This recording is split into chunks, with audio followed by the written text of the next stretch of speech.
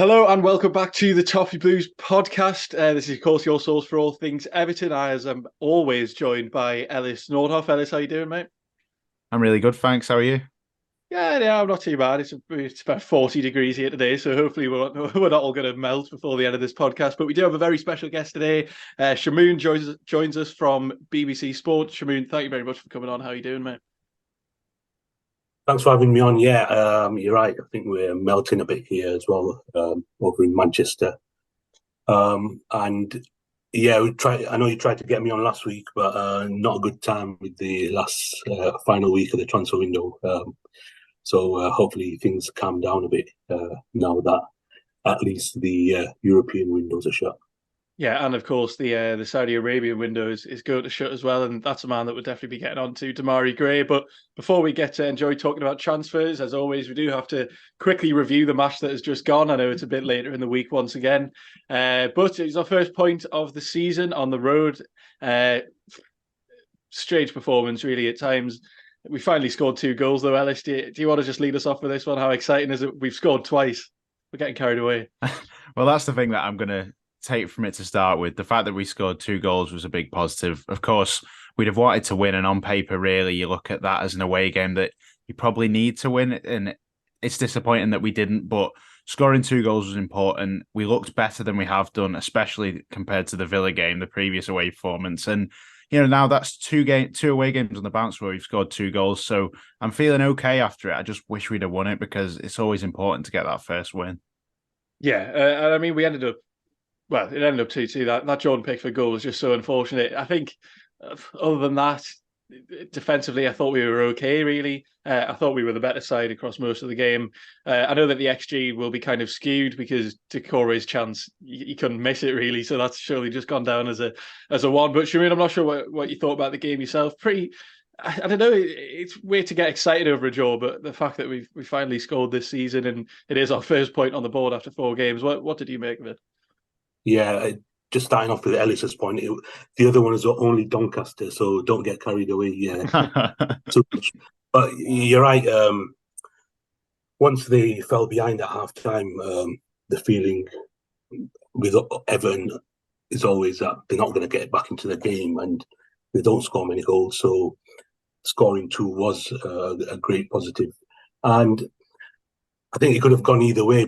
Jordan Pickford was unlucky with that goal, but he did make a good save off Gustavo Hamer in the first half, right? Sharp save down to his left.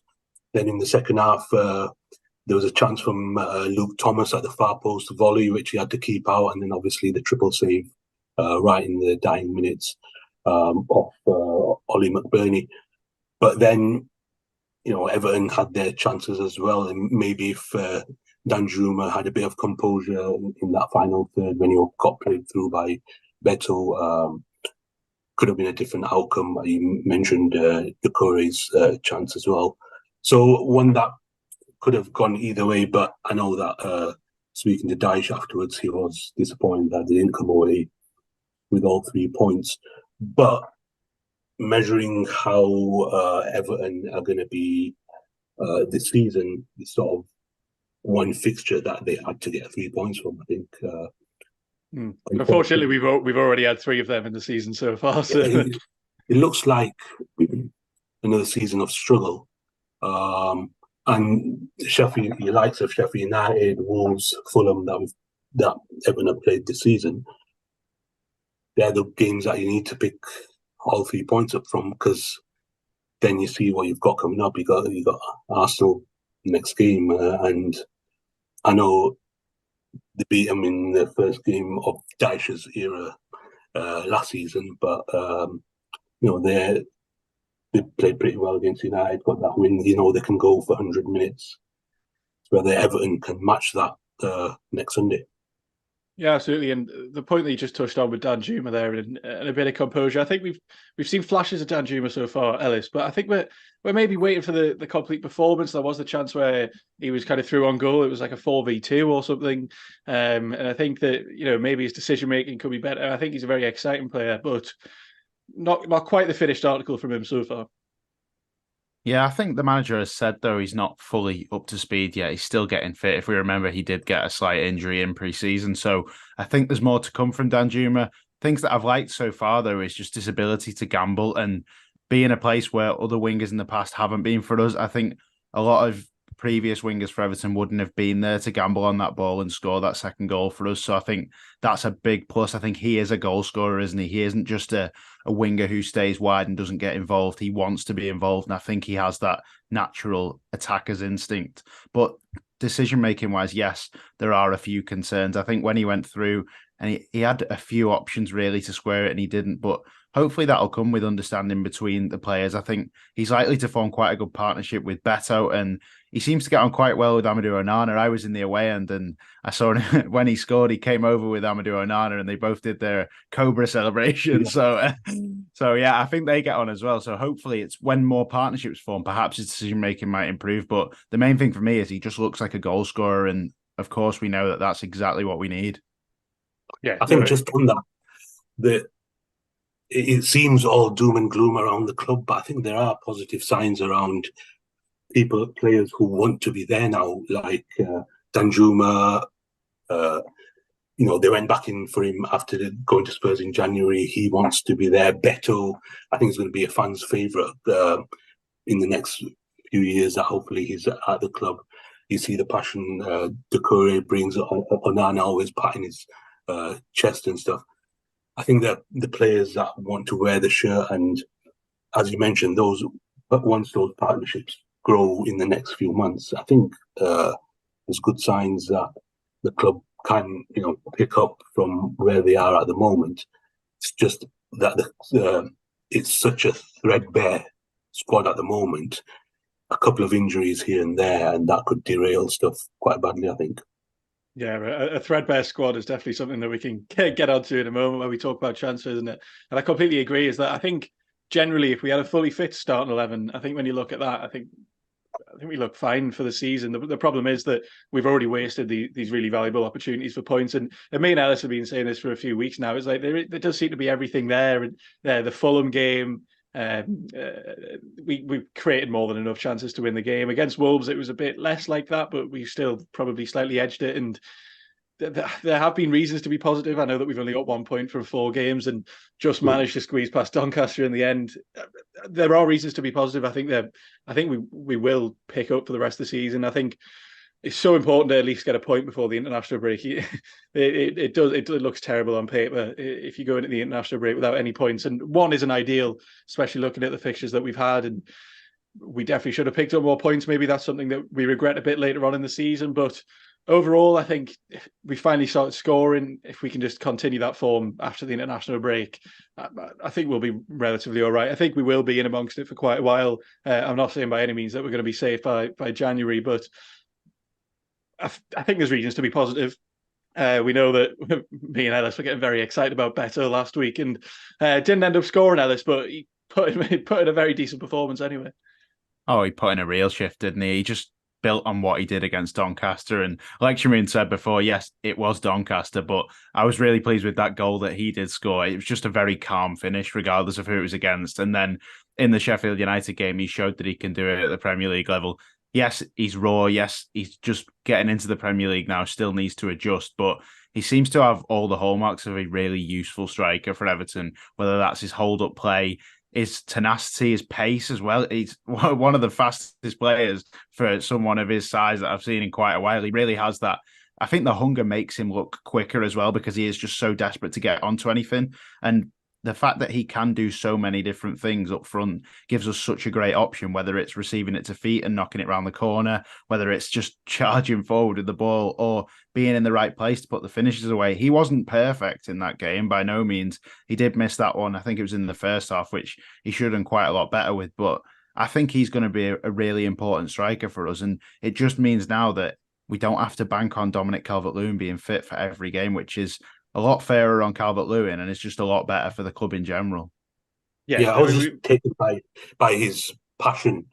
Like when he missed a chance, he was like gutted about it, and then when he wasn't receiving the ball, he was like geeing up his teammates, and I think that's great to see someone who wants to do well for the club. And I think early signs are that he will sort of do well for the club and hopefully bang in a few goals, which is badly needed for this club at the moment.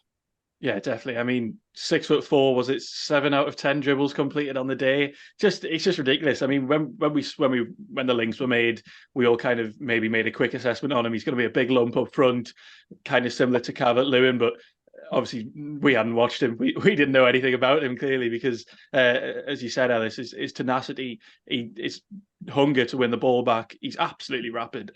I'm very excited about him. We've already got very excited about him. We don't have to cover this for another week running.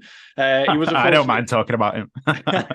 Maybe when he scored a couple after the international break, we can really cover it then. But yeah, I mean, as far as Sheffield United goes, I think that's all we can really talk about. It's 2-2. I don't want to go into the goals too much because I mean that Pickford one was just ridiculously unfortunate, and I'm not sure there's much you can say about that. That's probably the main talking point, but more than made up for it with it, as you said, Shamoon, with that ridiculous triple, quadruple save, whatever it was at the end. But we've known for a long time we can rely on Jordan Pickford. We're still in the Premier League mainly because of Jordan Pickford, and obviously still the shouts have arisen again this week that Ramsdale should be England's number one. I don't know did he get a Ballon d'Or nomination for the goalkeeper position? It's all ridiculous. People who don't rate Jordan Pickford don't watch him week in and week out for Everton. He's not just good for England. He's absolutely fantastic, and I'm glad he finally got that recognition. That clip got shared around for a bit, and his celebration afterwards winded up a few cop-outs. That's all horrendous as well. We don't mind that, but I think that's all the football we are really going to talk about today, because the main talking point of the past week or so is, of course, the transfer window. The English transfer window has now closed. It was last week now. The Saudi Arabian window, as I mentioned before, has also closed. So debate, and I think we should probably start in terms of the club's outgoings before we go on to the ingoings, because there's quite a bit more to talk about there, unfortunately, in terms of the money. We may as well start off though, Shamoon, with Damari Gray. That's one that's been recorded today. Well, at the time of recording on the Thursday, a player that, well, he seemed destined to be leaving from the start of the summer, and then the move didn't seem to materialise. There was that £12 million bid from Al Shabab, and that collapsed. Sean Dyche has then come out with this interview saying, "Look, there's no move until the club agrees to it." Alan Myers was saying that he's going to be staying. Dyche said he's going to be reintegrated into the squad. And all of a sudden, he's left. So, Shamoon, what's your take on all that? It's quite a ridiculous saga it's been. Yeah, I think first, the most concrete talk was him going to Fulham, and I was told that was his preferred destination, whether that's because it's in the capital or staying in the Premier League. But he could still have done a job in the Premier League. Yeah, we scored. It was it Everton's second highest top scorer last season with 6 goals. There wasn't much competition, so let's not get carried away. Not many with there, but yeah, he did score 4 in the Premier League. I think quite a few. The 4 that he did score, 3 were quite important because 2 were in draws against Forest to claim a point, and then 1 was at City with the thunderbolt into the top corner. So, considering the club only stayed up by 2 points, he gained the side 3 points with his goals that he scored. But yeah, it was a funny situation. Once the window shut on Friday and he didn't go anywhere, he was left out of the squad against Sheffield United. And then I think Sunday it sort of forced his hand by suggesting that he wasn't being Dyche wasn't being too respectful of him. And then after that, I think there was only one conclusion, that there was no way he's going to be reintegrated back into the squad after that. Manager has to sort of put down his authority and tell people what was going on. Mentioned he tried to keep it in-house, but then Damari Gray took to social media, and then looks like the offer that came in from Al Ettifaq was one that they had to take between 8 and 10 million pound, and him signing a 4-year deal there. So yeah, it got a bit messy in the end. I don't think anyone comes away with too much credit from it, but sort of he forced the club's hand, and then I don't think Dyche was too happy about taking it lying down. He had to make a comment, and you see with his statement after he's left, that is the sort of a slight dig, um, that final dig that he had to give about the truth that he was ready to play or whatever he said there. So yeah, he's got the final word. I'm sure in the presser before the Arsenal game, we'll be asking Dyche about that. Probably bats it away, but it's one that we have to ask about, and we'll see who gets the final word on that. Yeah, and Alice, I mean, we could talk about the back and forth for a while. I mean, it's not one that I really want to get invested in, because I think it was clear that the player didn't want to play anymore. I think he wanted to leave the club. Dyche said that he chosen not to train. It's easy for a player to come out and say, "Look, I was totally ready. I was ready to play football. I've been disrespected," but that's all just back and forth, really. From a purely financial perspective, we've made a profit on a player for well, one of like 3 or 4 players in the past like 10 years that we seem to have made a profit on. It's not a massive one, but signing him for what, 1.5 million. He's left for 8, not the 12 that maybe we could have got a bit earlier, a couple of weeks ago, before Al Shabab decided to go and get Yannick Carrasco instead. But I don't know how you feel now. It's kind of all right with that. It didn't look like he was particularly involved. The club have made a profit. We can't reinvest it, of course, is the major issue. But all in all, not terrible.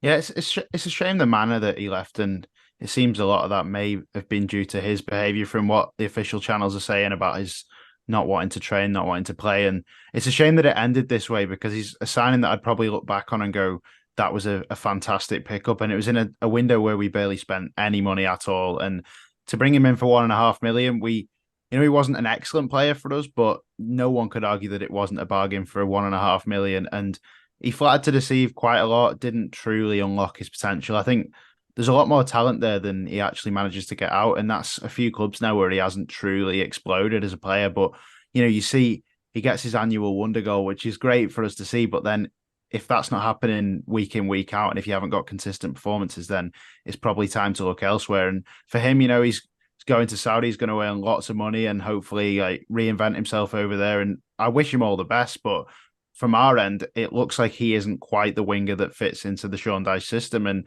if that isn't the case, then the best thing to do is move him on. We've got some cash for it. Sadly, it's at the end of the British transfer window, so we can't spend it. But I look at the wingers we've got now, and they just seem to suit that system a lot more. Dwight McNeil, Jack Harrison in particular, them two are wingers who really seem to suit a Dyche system. And if you wish him all the best, it's more than the club did in their statement. We saw that with Anthony Gordon as well. Of course, the club make it very clear when they're not particularly happy when a player's left. They don't beat around the bush. But in terms of the announcement video at Al Ettifaq, I don't know what we made of that. I'm sure you've both seen it. One of the most bizarre things. I know they've come up with some wacky ones. When it was Nuno Espirito Santo got involved in that one a few weeks ago. But yeah, it's almost made it look like he was third choice. Third choice behind Salah. Yeah, it looks like the Copites aren't happy with him going there. Henderson and Wijnaldum look disgruntled that they've chosen Everton.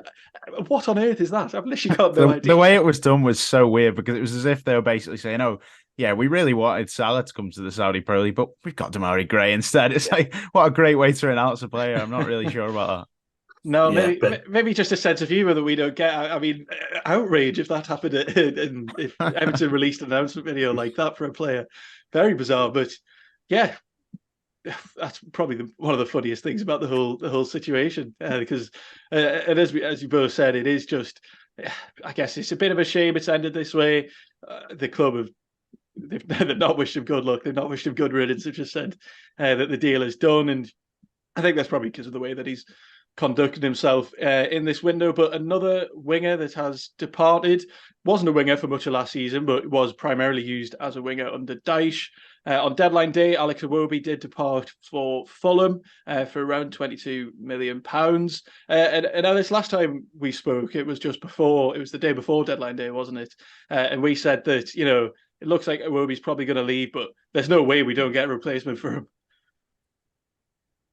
We didn't get one, did we, in the end, which is massively disappointing, but the deal had to be done for Iwobi to leave. It's not a case of, if we are going to sell him, we had to get a replacement. We would have really liked a replacement, but that deal had to be done in this transfer window for a business decision above everything else. I think the fact that he had 1 year left on his contract, we couldn't have afforded to lose another asset who was worth originally 28 million to then go for nothing. And I think it's going to look really good on the books for us. I think now that his book value is massively low because it's coming to the end of his contract. So I think when we do sell him now and we've got the 22 million, it'll look great for profit. So it had to be done. And, once again, I wish Alex Iwobi all the best. He's been a good player for us. I probably would have expected more numbers wise from him, but he does offer us a lot on the pitch creatively as well. It's a shame he didn't convert a lot of the great play into goals and assists. That's the only thing I'd look back on from Iwobi's time at Everton. Yeah, no, I get what you mean. I wish him all the best. I think didn't quite hit the heights that I think we all knew he wouldn't be that exceptional. That feels harsh to say looking back at it, but we definitely signed him for an inflated transfer fee. It came at the time where we looked like we really wanted Zaha, couldn't get him, went in for Iwobi instead. I'm sure Arsenal were laughing when we gave them 28 million for him. But as you said, it's a business decision. He clearly wanted to leave. We don't really know why. Probably wanted to be back in London, wanted a new challenge maybe. But yeah, Shamoon, you mentioned that Fulham had that interest in Damari Gray earlier. That obviously switched away. They decided on Iwobi. What did you make of that deal? Yeah, I think it was. There was talk that he was preferring to move back to the capital and being in London. I think he spent a lot of his time there as well. During days off, he'd go back to the capital. So probably one that he'd prefer to have done. That I think that one came about late Thursday night, early Friday, on the deadline day, that he was sort of going to go to Fulham. No, I think it was about 7:30 that I got a message from someone saying that there's not going to be any. There's not likely to be any incomings forever in this window now.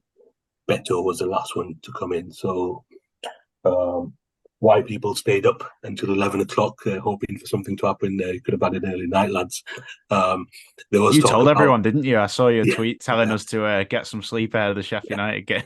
There's some reports that Maxwell Cornet was in advanced talks. There was nothing in that. One outlet even said he's having a medical when he was sat on the bench for West Ham. That was the funniest one I saw. Yeah, I'm not sure how that came about. There was talk in the window about Kamaldeen Sulemana as well. I know the club have a long-standing interest in him, and there were talks, but again, they couldn't come to an arrangement with Southampton to sign him. Same as Che Adams, they had a £12 million bid knocked back. And if you read Paddy Boylan's article in The Athletic the other day, he said that the only money they've spent up front in this window is $3 million on Danjuma, and the other for Harrison, he had an agreement that they could leave without a fee on loan if the club got relegated. Club exercised that.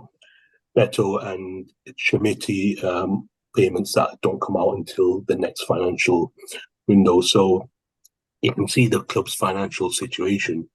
A lot of the money is being used for day-to-day costs and maybe towards the stadium and new stadium and all this. So there was always talk that they'd be dealing in free transfers, which you saw with Ashley Young, and loan deals, which came with Danjuma and Harrison. It was looking like being a decent window until the end, when they got rid of Iwobi, Cannon, and Mope without bringing anyone in. So sort of that soured the decent window that it was looking like being. Then not having enough numbers for the bench at Sheffield United the other day, where they had 2 keepers and 5 outfield players. So until these guys come back, the likes of Calvert-Lewin, Harrison, I'm not sure who else is injured, but it's going to be difficult because you're bound to have injuries throughout the season. So how it goes about navigating it until January, I'm not even sure there'd be much money to spend in January as well. So it is going to be difficult to navigate through this season. I think they've got to use the loan slots in January now. I was quite surprised that they didn't in summer, but I think now that they're available, so I really hope there's some good options in January to use those loan slots, because that was one of the things I was surprised that I thought we might have brought one loan in. Thomas, did you think we maybe should have used them? I thought it was kind of inevitable. There'd been so much talk all summer about we're going to utilize the lower market, we're going to utilize the free transfer market, and I know we did both of those things. I know we brought in a couple of players on loan, but I don't know. There seemed to be so much money washing about in terms of outgoings. We've done something that we've never really done, and that's selling youth players for a profit. Because we saw on deadline day, Tom Cannon leave, Ellis Sims left earlier on. But then if you look at the outgoings as well, in terms of squad depth, that's Iwobi, Gray, Cannon, Sims, Mope left as well, didn't he? So that's 5 forwards that have left there. I know we brought in Beto, I know we brought in Shamiti, but it was still so light, and especially on the wing. I was looking at our squad depth before, and even if we had brought in Cornet, which obviously it was going nowhere, that one didn't materialise. He wasn't having a medical while he was on the bench.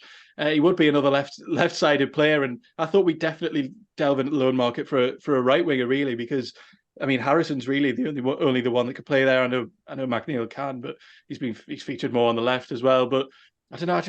We generally just feel a bit light when you have that many outgoings, and as he said, Shamoon, it became clear that nothing was happening on deadline day, and we weren't really working on anything. We have now just left ourselves quite a lot lighter than I really anticipated. Yeah, I think there was just so much time wasted on the likes of Nonto.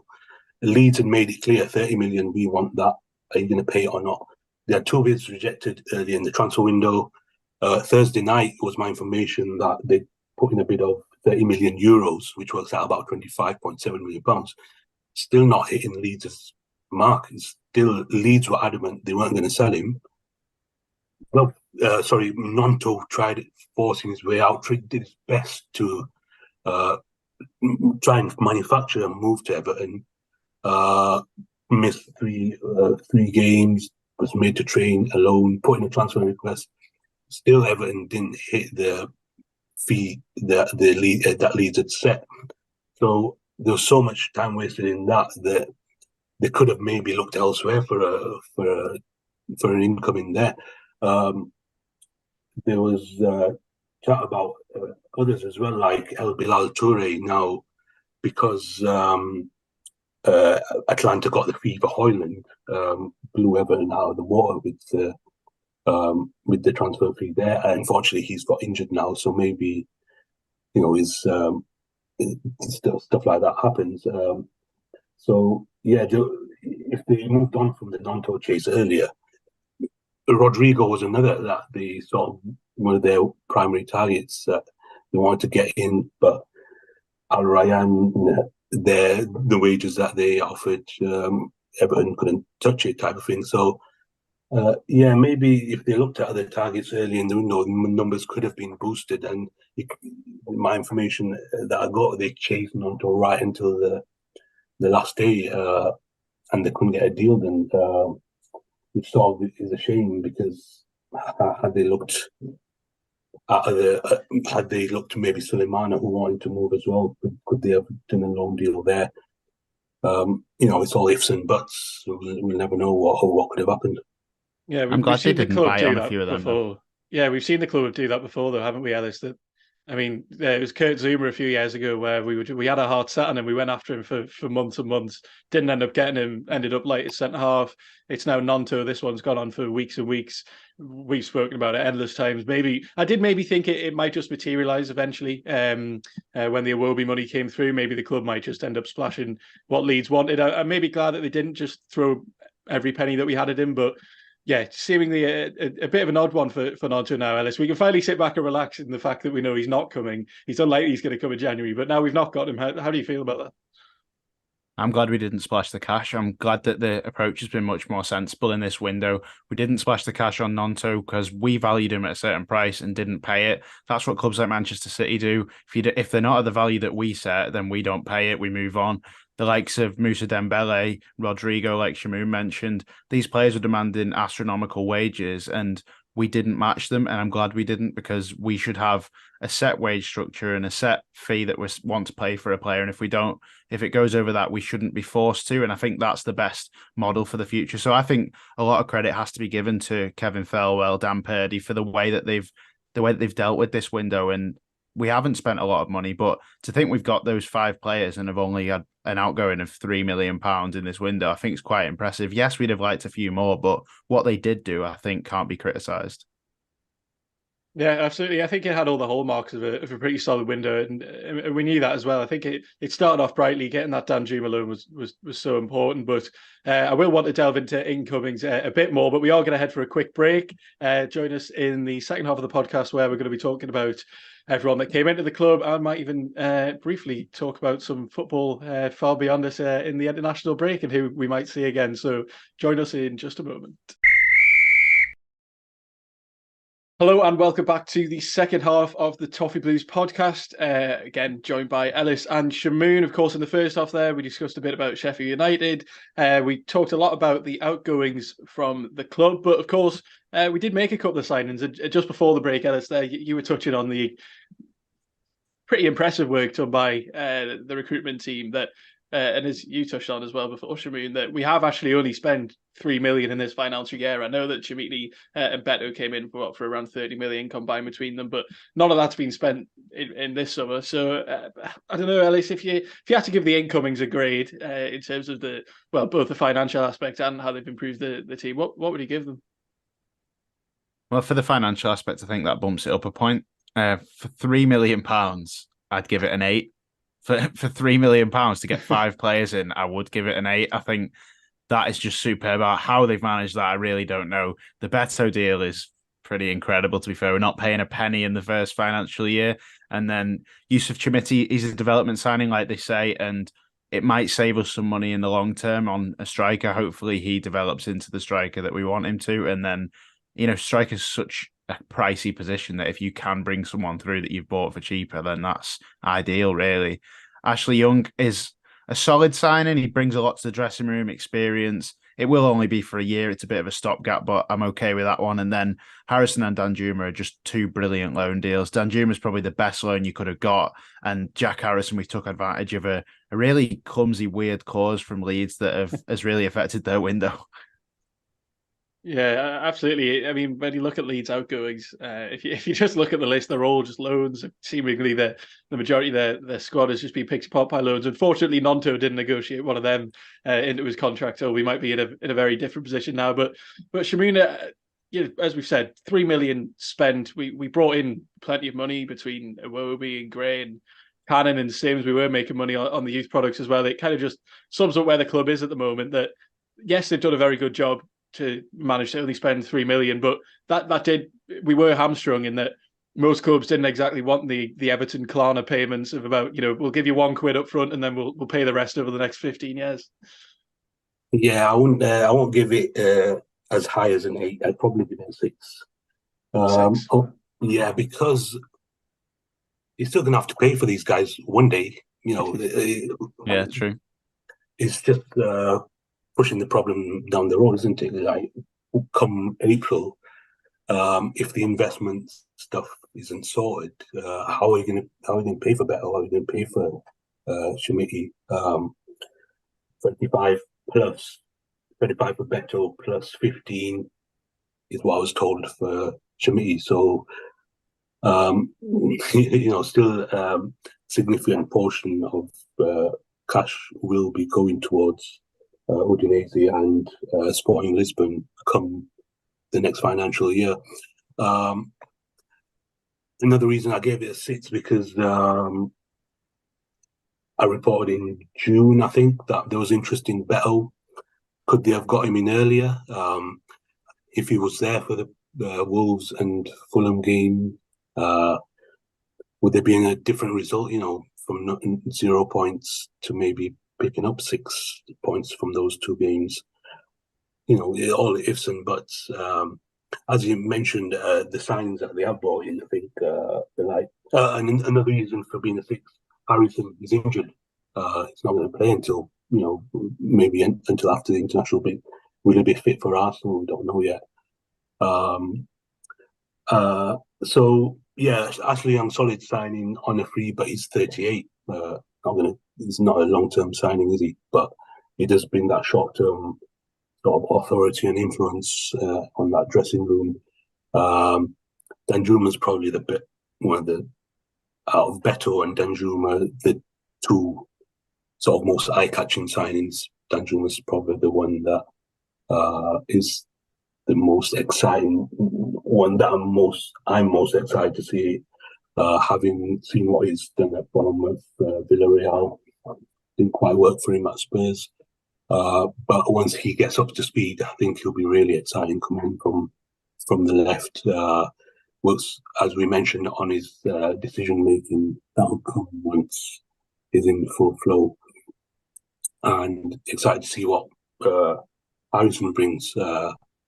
Premier League proven player, good numbers last season for a side that's struggled at the wrong end of the table. Could they have bought in a centre back?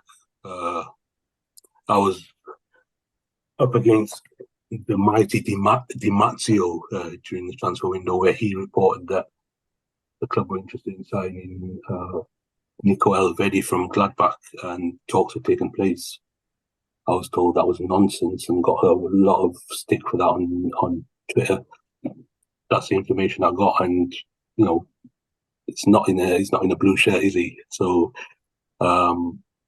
yeah, I think with Mina going and Cody as well, maybe one centre back was probably needed.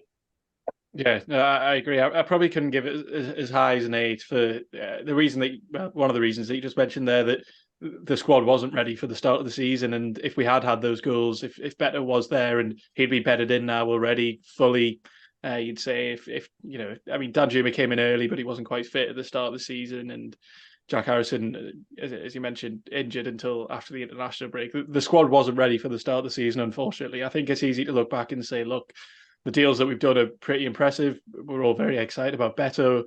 Shamiti's one that, who knows? We'll just see how he develops. And we know that Danjuma, we know he struggled at Spurs, but he will admit himself he made a terrible decision going there in January. And that's why I can't give it an 8, because at the end of the day, the squad wasn't ready. And there are still holes in it. As you mentioned, I was convinced we'd sign a centre-half. Of course, Conor Cody leaving. We knew that Mason Holgate was going to leave on loan eventually, ended up at Southampton. And unfortunately, it does leave us. We do have 4 centre-halves, of course. We do have Tarkowski, Branthwaite, Ben Godfrey, but then one of them is Michael Keane. And Michael Keane is a man that is not most loved amongst Everton fans currently, and it hasn't been for a bit. He's always unfortunately going to take the stick now, because we've seen what we kind of thought we knew. There were other positions as well that were just not really that high up in the priority list that we couldn't address and haven't. I mean, if you look at the right back positions, we're still so weak there. Patterson hasn't started the season that well. Coleman will be injured for who knows how long. On the left, Young's come in, 38 years old, and he's already taken Mikalenko out the side. So we're still very weak in the full-back positions. We don't really have an out-and-out right winger. I'd imagine we'll probably see Jack Harrison play there. We've been forced to play James Garner there at the start of the season, which is obviously not where he's best. I'm going to go right in the middle of you two. I'm going to give it a 7. Not to sit on the fence too much, but purely because I think the business that we did eventually do is pretty decent. I'd say that it didn't happen soon enough, and we have been left light in what has already been a really important run of fixtures. When you look at the season of an entirety, Fulham at home, Villa away, we can kind of write that one off. I didn't really expect to do much there. Maybe a draw or a push. Wolves at home, Sheffield United away. These are teams that could be around us in a relegation battle come May, come April, whenever that may be. And we weren't quite ready. So I'm going to give it a 7 purely because the squad wasn't ready. We haven't fully addressed every issue. I think maybe we addressed as many issues as we could. The club were in a very difficult position where, I mean, we couldn't really afford to buy anyone in this window, despite the incomings. We brought in that 45 million for Anthony Gordon in January. We never saw that again. We've seen players leave. We'll probably not see that money, and that just sums up where the club is at the moment. It's money to keep the lights on. It's money to keep the stadium coming, and unfortunately, that's where we are without investment as it stands. But I touched on. What do you think the plan is? What do you think the plan is for the season? Do you think it's limping through until January and then see what they can bring in, or are they aiming just to stay in the Premier League, or sort of high aspirations? What do you guys think the plan is for the? There are no high aspirations. Our aspirations are low. I don't think we really expect to be in a relegation battle. I don't know about you, Ellis. I want us just to see us safe. I said at the start of the season, give me a boring year. Give me a season where we're absolutely fine towards the end of the season. We'll have to see if that develops. There are still 34 games left to play. There is plenty of football still to be played, but I don't think anyone's expecting anything particularly lofty. Definitely no one's expecting Europe, but hopefully not in a relegation battle, Ellis. You can't solve every problem in one transfer window. And I think, you're never going to give a transfer window a 10 regardless. But for me, I'd like to clarify my point, because the signings that came in, we spent £3 million on. So my judgment was based off the fact that we didn't spend much money at all and we brought those players in. Because when asked to rate the incomings, I'd say that we did make some really good pickups, but we can't have expected to have signed a right back, a central midfielder, a centre back, and all the rest when we know that we're stretched already. So I think they did well to a point. The reason why I didn't put it any higher, and there was probably an argument for it to be one lower, was the fact that we weren't fully ready, like you guys said. And the thing with Jack Harrison, would we have signed him if he wasn't injured? That's definitely a question. He'd be at Villa right now. He wouldn't be. Yeah. So I think there was positives to take from that window. Yes, we needed more, but for me now, that group of, say, probably 17, 18 players is strong enough to be more than clear of relegation. It's just the case of an injury crisis, which we simply cannot afford to have now. A bit of a risk has been taken there, where that squad looks more than all right to stay in the Premier League when all are fit, but it's just if some key injuries to the likes of James Tarkowski, Amadou Onana, probably Beto, I think if those injuries happen, that's where it's time to worry. But other than that, I'd say that the squad is looking decent when all are fit, which obviously that isn't something that you get the luxury of all season. No, very true. And it's not a luxury that we have at the moment. Unfortunately, we have been, as you said earlier, Shamoon, we have been quite stretched for the start of the season between a lack of depth, and we have also had quite a few injuries. But the international break is now upon us. There won't be football for another just over a week. Is it? Or is it? Yeah, it's just over a week now. Yeah, we play on the 17th, don't we? I think. And hopefully we are going to see a few of those players come back. We may as well start off with the players that we haven't seen yet before we get onto the main player that we have seen who has picked up an injury. We may as well start with the likes of, Dwight McNeil, Jack Harrison, Calvert-Lewin, three immediately ridiculously important players for us that we hopefully are going to see past the international window. What position do you reckon we then find ourselves in then, Shamoon, when we actually get these players back, if they do come back? I mean, McNeil seemed to be almost ready. He did make that appearance towards the end against Sheffield United. Calvert-Lewin, it seemed like he just needed to spend that bit of time off between concussion protocols and having a broken cheekbone or whatever it was. That was inevitable, but looks like we might finally get a squad together in just over a week. Yeah, mentioned there wasn't a high bar, but McNeil was the top scorer last season, scored some vitally important goals, and still remember his celebration at Brighton before he put the ball in the net. So very important Dyche player, and there is that need for those that come back to add to the the squad depth, so that those who are playing don't get comfortable. They know that there is squad competition, and if they don't perform, then someone else can come in and take the place. But you mentioned at the top of the show, Dominic Calvert-Lewin is injured, but there's a sigh of relief that there's Beto who's coming now and sort of has hit the ground running. He scored against Doncaster and didn't look out of place against Sheffield United. So there are signs that there is sort of a threadbare squad, but there's competition for places, and particularly in that attacking line. I wrote after the Fulham and the Wolves games that we've seen this story before, we've seen this movie before, where the team creates so many chances they can't put them away. Can they change that narrative this season? Can they start scoring goals? It's not just one goal, but the team struggles to score multiple goals in games, can they sort of score 2 or 3 goals a game going forward? That's the hope. And I've been covering the club since the turn of the year. It's a fantastic place to go. It's Goodison Park. Once it's bouncing, the word raucous is used in match reports often when it's sort of a positive and the team are doing well. Can they maintain that sort of positivity, good feeling throughout the season? Just wait and see. I hope they can sort of steer away from the bottom 3 and push themselves further up the table. Yeah, well, hopefully, yeah. And Ellis, we know McNeil, we know Calvert-Lewin, but Harrison returned from his injury, where he'll be like a new signing. Funny you say that because he is. Yeah, Jack Harrison's going to be, I think, quite an important player for us.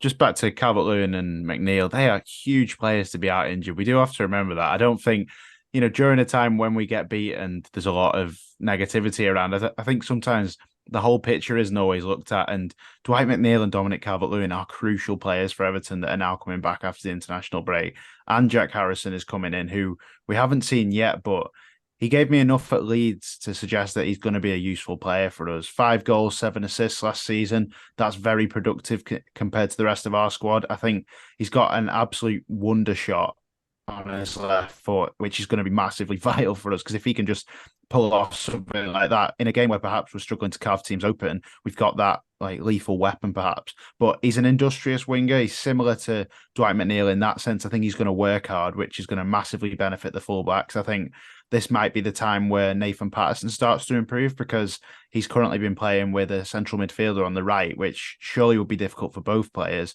But now if he's got an actual right winger on the right, yes, he's left-footed, but he likes to play right wing. I think that could help Nathan Patterson as well. And overall, Jack Harrison, I think, he might not play every game, but I think he'll be that interchangeable winger that will probably end up stamping a key place in the team.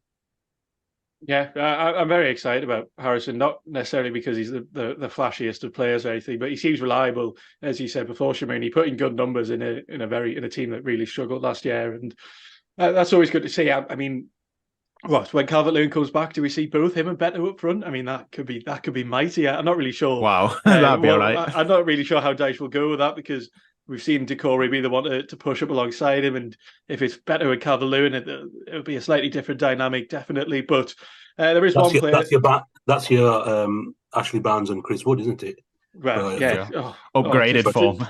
Let's not get carried away. I'm just too excited about thinking about that now for after the international break.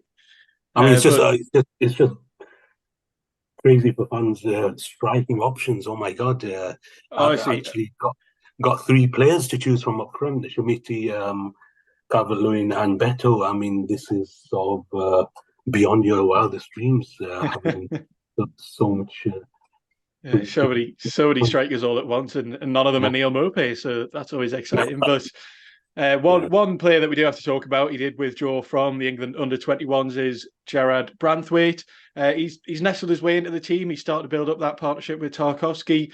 It sounds like he picked up the injury before he went to England, which is always positive. It feels like we always come back from an international break with about 15 injuries. But Shamoon, I mean, not too sure what to make about that. Hopefully he's going to be back pretty fine. Maybe the club are just resting him. He is still a young player, and he's had those back-to-back games now in the Premier League. Do you think it's maybe just a cautionary one from the club that he doesn't really need to go away for the next week and can spend the time recovering?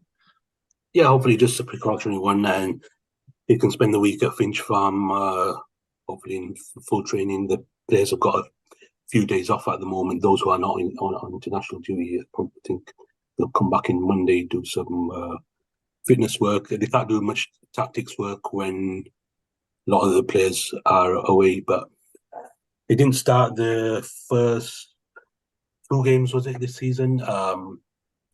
The hammering at Villa, unfortunately, heads dropped that game. It was probably good that it wasn't involved in that. And then he's been absolutely terrific when he has been playing. Like a new signing. He's come back from PSV full of confidence. He won the cup, didn't he? Did he win the league, the Dutch Cup last season? Yeah, something like that. Yeah. Scored a few goals as well. Yeah, so a player who was coming to a side with a winning mentality and sort of breeds that breeds through the rest of the squad. Where one player whose confidence you can see, he was unlucky against Sheffield United to get booked. I thought he got the ball. I'm not sure why the ref sort of booked him for the follow through, but coming across, cut balls out, he wins stuff in the air. So be all round defender, quick across the turf as well. The fear is that if Tarkowski gets injured, he's going to be partnering Michael Keane, and Michael Keane is a player who's low on confidence at the moment. Ashley Young shouldn't have thrown that ball to him at Villa, but allowing John Duran to go through and score. But these things will happen throughout the season, and there's no guarantee that we can keep your players fit. But good signs from Branthwaite that we've seen early on so far, and just fingers crossed that he can keep that partnership going with Tarkowski throughout the season, and then that if you expect the Dyche outfit to be strong at the back, so hopefully that midfield three and the two can stay fit to form the core of the team. Yeah, hopefully. I mean, that is the problem with the lack of depth that we have at centre half, is that we're quite happy with the partnership right now. Branthwaite looks really exciting. Tarkowski's always just been fairly solid since he came in. He's had his patches, but every player does. Branthwaite he looks as exciting as I think we all were, how excited we all were kind of getting the flashes for the highlights from last season when, as you said, Ellis, he was bagging them at the back post, and he looks really exciting. I'm glad to see him integrate. Hopefully he is fit after the international break. But that does pretty much bring us to the end of the podcast. I'm not sure I can legally keep you two here any longer in this heat. But Shamoon, thank you very much for coming on, mate. If any of our viewers want to find any more of you, where can they find you? Shamoon Hafez on X, formerly known as Twitter. That's right. We still call it Twitter around here, don't worry. Yeah, we'll keep calling it Twitter. Match coverage articles about the Everton throughout the season are on there. Cover a bit of Burnley as well, so I'll share my time between Everton and Burnley. So you'll see updates from those two clubs throughout the season there. Right, thank you very much. Ellis, always a pleasure, mate. You look forward to a bit of a break this week? Yeah, it should be nice to have a bit of time off to regroup and then hopefully come back. And I'm hoping for a massive performance at Goodison against Arsenal. Yeah, same. And I'm sure it will be. We'll have a fully fit team. Calvert-Lewin and Bettner will be up top. Me and Ellis will just be full of joy. We'll come on the podcast with a 1-3-0. It'll all be tremendous. But thank you to both. Thank you all very much for watching, and join us next week on the Toffee Blues podcast. Goodbye.